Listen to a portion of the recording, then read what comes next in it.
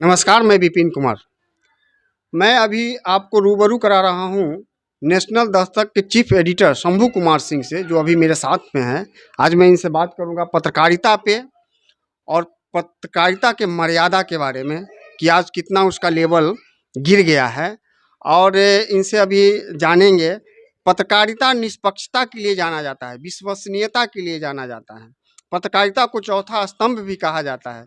तो मैं इनसे पूछना चाहता हूं कि क्या आज की जो टीवी एंकर है, जो एंकरिंग करते हैं, जो पत्रकारिता करते हैं, क्या वो निष्पक्षता के साथ करते हैं? जी, पूछिए।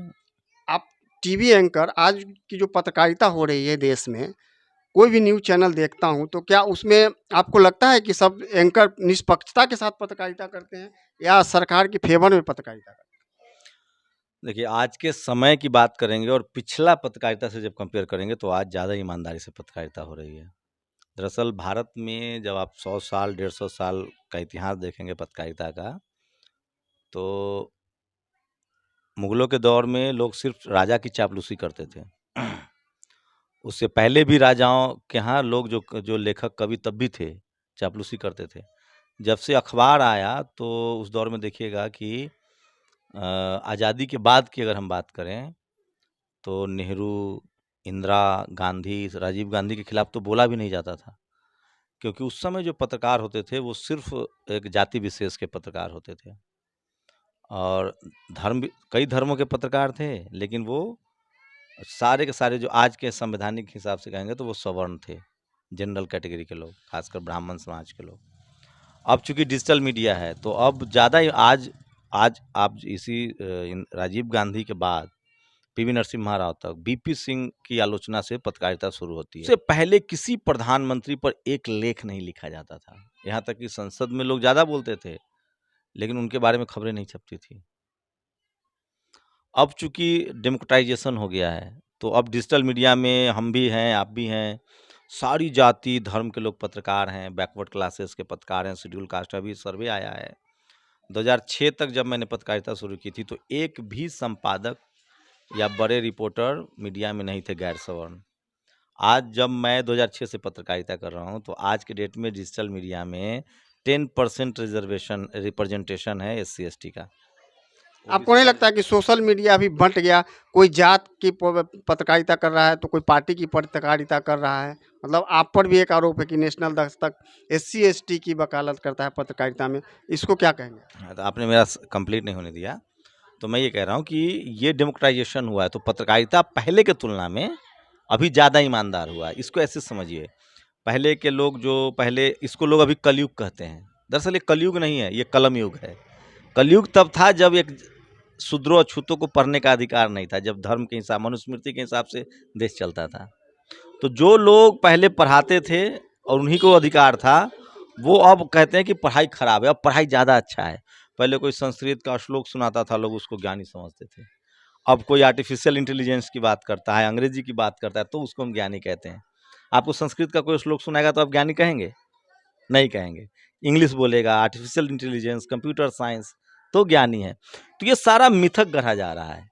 अब ज़्यादा डेमोक्राइजेशन है, अब ज़्यादा टेक्नोलॉजी है, अब देश और ज़्यादा डेवलप किया है। आपके गांव में पहले फूस के घर होते थे, अब छत के है। तो ये जो मिथक है ना, मैं इसलिए आपको इंटरव्यू दे रहा हूँ, ये जो मिथ है ना आपके दिमाग में कि पहले की पढ़ाई अच्छी थी, पहले का स्कूल अच्छा था, पहले की पत्रकारिता अच्छी थी, पहले सब कुछ खराब था। आज़ादी के 75 साल बाद धीरे धीरे चीज़ें बेहतर हो रही है। पहला सवाल तो ये। अब रही बात, आपने मुझे कहा कि आप SC ST की बात करते हैं, जाति की बात करते हैं। आपकी शादी जाति देखकर होती है या धर्म देखकर? ये देश कृषि प्रधान देश नहीं है, जाति प्रधान देश है। और हम लोग जातिवाद के खिलाफ लड़ रहे हैं। जैसे तुलसीदास का नाम सुना है, जिन्होंने रामचरितमानस लिखा? उन्होंने अपनी जाति नहीं बताई। आपको उनकी जाति नहीं पता थी ना, वो तुलसी दुबे थे, ब्राह्मण थे। कबीर की जाति पता है आपको? सबने लिखा जुलाहा, पढ़ा होगा आपने। संत शिरोमणि रविदास महाराज की जाति आपको पता होगी। और उन्होंने खूब लिखा है जाति के खिलाफ। तो ये हम लोग जो बोल रहे हैं ना, वो जाति के खिलाफ लड़ाई है। जैसे टीवी अखबार कहता है ना, बिहार यूपी में जाति पर वोट होता है।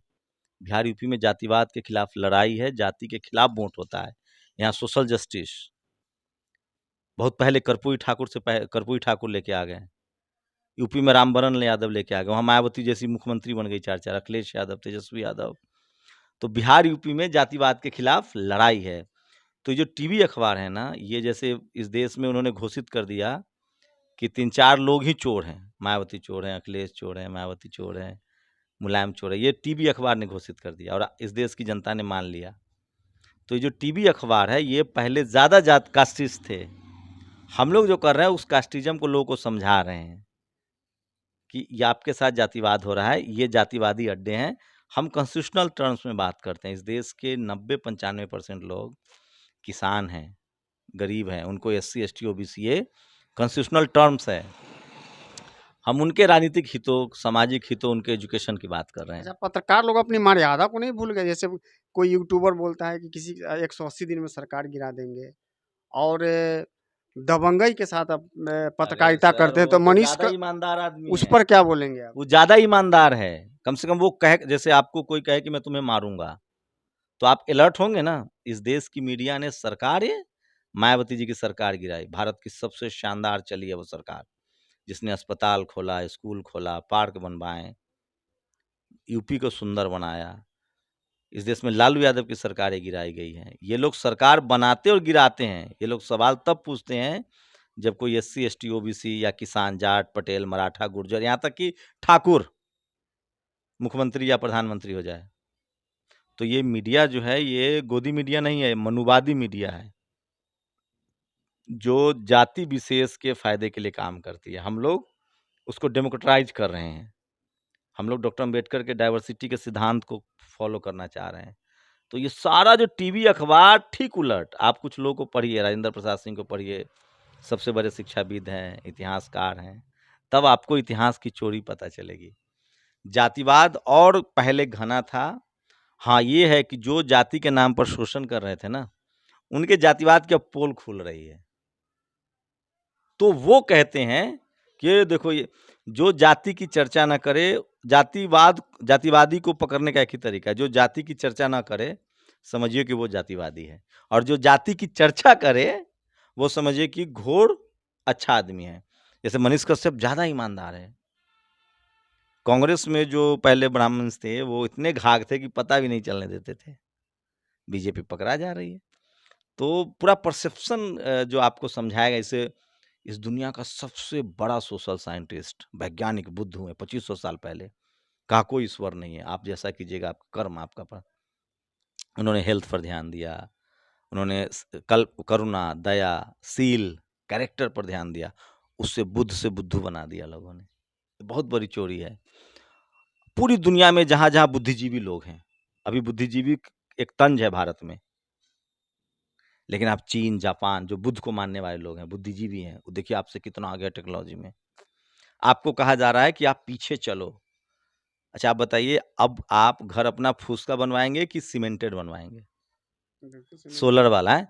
वो कह रहे हैं वैदिक काल में चलो, मतलब झाड़ फूस जंगल में रहते थे लोग। जबकि आप जब इतिहास पढ़ेंगे, आप तो बहुत पढ़े लिखे भी हैं, मेसोपोटामिया, हड़प्पा, मोहनजोदड़ो की सभ्यता देखिए, सिंधु घाटी की सभ्यता, नाले बने हुए थे, कुएं थे पानी के, स्नानघर था। बीच में कौन झोपड़ी लेके आया? आपको जो दिखाया जाता है वैदिक काल का पूरा चरित्र। भारत में तक्षशिला, विक्रमशिला, नालंदा जैसी यूनिवर्सिटियां थी। फाहियान, हेनसांग, इत्सिंग को पढ़िए, कनिंघम को पढ़िए, तब आपको भारत की गौरव, सम्राट अशोक को पढ़िए। सम्राट अशोक को तो आप मिटा नहीं सकते, उन्होंने तो पत्थरों पर लिखवाया है। तो ये जो मनुवादी ताकतें हैं, ये जो ब्राह्मणवादी ताकतें, इनकी पूरी ये भारत में इतिहास की चोरी हुई है। तो अब पत्रकारिता डेमोक्रेटाइज है। बिहार यूपी में जातिवाद के खिलाफ लड़ाई है। ये टीवी अखबार, आपको ये सब मुझे जेएनयू टीवी अखबार में जाके समझ में आया। हायर एजुकेशन में जब आप जाएंगे, देखिए 2 चीज़ें हैं। जो शोषक है वो जितना पढ़ेगा लिखेगा वो उतना महीन शोषण करता है, और उसके खिलाफ लड़ने के लिए एक ही रास्ता है कि आपको पढ़ना लिखना पड़ेगा। जैसे फूले साहब ने कहा, विद्या बिन गति गई, गति बिन मति गई, मति बिन व्यापार गया, व्यापार बिना तुम शूद्र कहलाए। भारत में 1820-21 के समय में देखेंगे तो 22,000 करोड़ का टर्नओवर था जो ज्योतिबा फुले के कंस्ट्रक्शन कंपनी का, टाटा से ज़्यादा, लेकिन उनको खत्म कर दिया गया। तो ये सारे परसेप्शन आपके दिमाग में, जैसे पहले गांव में नहीं कहता था, कौन कहता था कि ज़्यादा पढ़ोगे लिखोगे तो पागल हो जाओगे? वो आदमी आपको कहता है जो अपने बच्चों को बाहर पढ़ा रहा है। वो कहता था किसान बहुत सुखी है, ये सच तो नहीं है। 600 साल 500 साल पहले रविदास महाराज ने कहा बेगमपुर बसो, मतलब शहर में जाओ, तब आपका विकास होगा।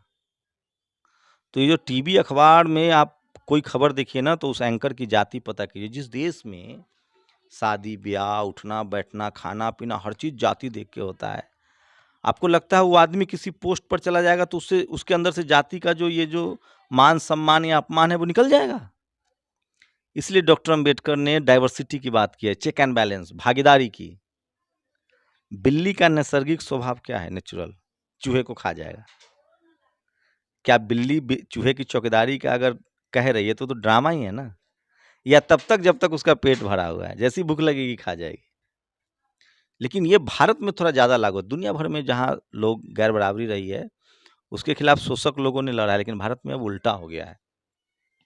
भारत में बस इतना ही बदलाव आया है कि जातियां जो हैं वो गांव में खत्म हो गई है और अब वो पावर सेंटर्स में चली गई है। Media, judiciary, bureaucracy, college, university, business, sports, खेल।